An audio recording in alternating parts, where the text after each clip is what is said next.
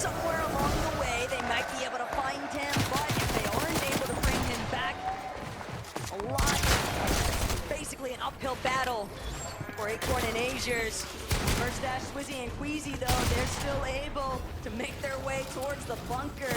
Not a Rapid Bolts, probably thinking better, not really willing to get caught up in this instance, but maybe they choose.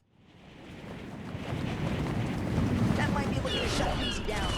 There's very few teams, Levin, that can even access this vault this early on in the game. So even there, they're not that close to another. They have to rotate towards that OXR HQ. They have to rotate towards the south. So for Vanya and Marius and Pixie, they're going to be able to kind of see Mustache, Swizzy, and Quizzy. If they've memorized their outfits throughout the course of the game, they're definitely going to get that 100% confirmation and a chance to take them down if they're going to take it. Yeah, absolutely. You know, that's something Vanya will keep track of. So we'll see if that ends up leading to a clash between the two teams. It's something Vanya predicted would happen. He said he wants to play for height today. We'll see if he's a man of his word. For reason, Chap and Mr. Savage have done incredibly well at times throughout this competition, but speaking to Mr. Savage yesterday, he said, hey, I feel like we can do even better. We got another gear to go up. Multiple games yesterday inside of the top 6. Can you imagine going from, hey, I'm done with Fortnite, to a chance to win even more money, continue to build your legacy? And for someone like Chap, he's a youngin'.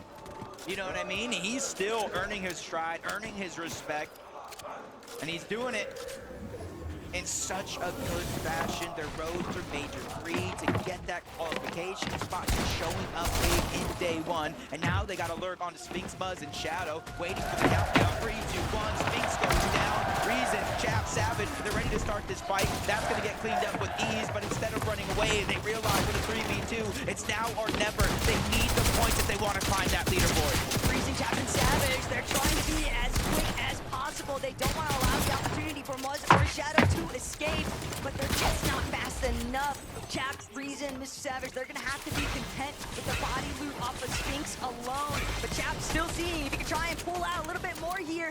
Good tag into Shadow's HP bar. They got Muzz a little bit cornered, but Chap, Reason, Mr. Savage, this is all that they want. They're stuck just outside Edge's zone, and they know if they clear out Muzz and Shadow, they're going to have free rotation path with nobody left behind them. See Reason, his instincts are to make plays happen. You don't want to be too ambitious. You don't want to give them any room to put your team in a bad situation. Mr. Savage taking a big chunk of damage, and that will slow things down just a moment.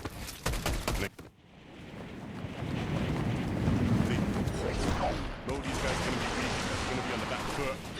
Continue to pressure them. Let's not make any mistakes here, boys. Yeah, they're out of zone. They're kind of thinking not too many teams even hear the noise, but get that away and start what they definitely do. And they're moving in, but Muzz goes down. Chap trying to finish this fight, and they do. So Savage takes down Shadow, but the third party is now making it hard for them to survive. That's the way to do it. You saw Savage, Chap, both shotguns in hand, playing together, taking advantage of the man advantage. And now that puts them in a much more favorable position. Well played from Chap, Savage, and Reason. Not the same story, though, for Clicks. Visuals brazen and diminished since it didn't work out at Rangers Ruin. They're going to have to find that surge elsewhere.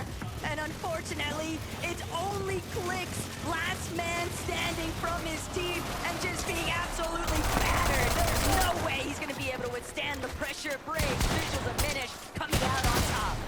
Not every day you see teams carrying away that minigun just to melt through those builds. You're not going to be able to hold the box at all, but this is exactly how that fight started. A lurk play coming out of a minute. He dropped a mini shed on his head, and they went in and cleaned up that last elimination onto Clicks. And you can see the frustration on Clicks' face when he went down. Such a frustrating way to get out of this game. They'll have to hit the drawing board.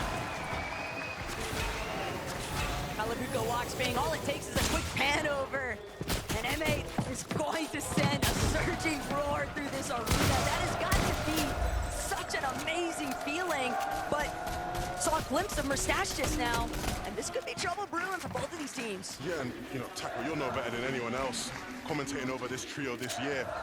They're so good when it comes to momentum. They pick up that first win, they keep things rolling. This game will be a big sign of whether or not these guys are really here to play in this competition, or whether it was a one-hit wonder. Especially after that Game 7 win being in such a commanding fashion too, but that's the gameplay that we were almost expecting to see in day one.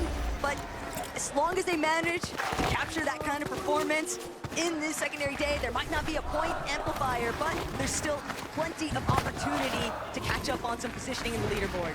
Yeah, I'm always saying you got to leave no regrets behind when you play on such a big stage like this with a huge life-changing amount of money. And I think yesterday some teams may have played just a little bit too safe compared to how they played during the majors to qualify for this global championship. Being able to go back last night, VOD review, and really figure out what was going wrong. You're seeing a more aggressive pace coming out from some of these teams. Not exactly every step of the way, but when they get a key knock, when they get some good damage, they're now starting to play more and more aggressive, and most importantly so, more and more teams, just like Poyo, Majors, and Acorn that we see here, are willing to contest that high ground in the later portions of this game.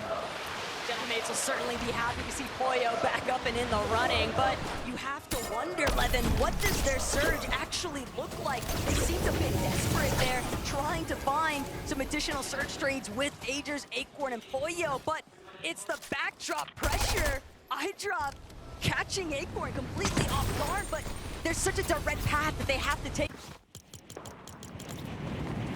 just making them too prone to being picked off in the process. It's going to be a tough game to fight your way back into. So many of our teams here just set up so well. Everything looking incredibly cozy for Demus, Arm and Picks right now. And they'll continue to pressure some of the teams looking to make their way on into that safe zone.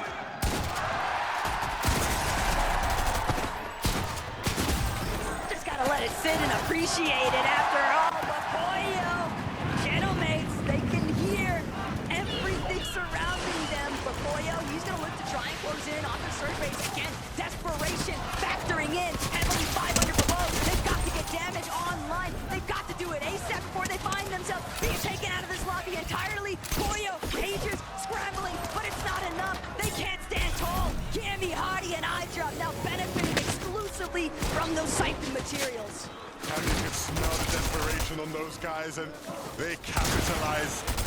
Unfortunately, it was always going to be an uphill battle for Poyo and his trio. That was a tough game, but there's still a couple more for them to get back in it. Cammy, though, now looking much better off after being able to pick up some of them Cypher mats. Yeah, and it was actually iDrop who got that initial knock and elimination onto Acorn, leaving them that far below the damage threshold. But now the zone moving up over towards the north. This is a good zone for the majority of the lobby. There's not too many different elevation changes, especially drastic ones at that. It's just as long as it doesn't pull towards the west. That's what the entire lobby has to be hoping for right now, including Pings, Walks, and Malaputa. From high ground victory royale in that last game to low ground for now. But this is exactly kind of the same pace they were taking. It wasn't until zone 10, maybe even 9, that they actually went up for that high ground and held it for the rest of the game. But you're seeing some teams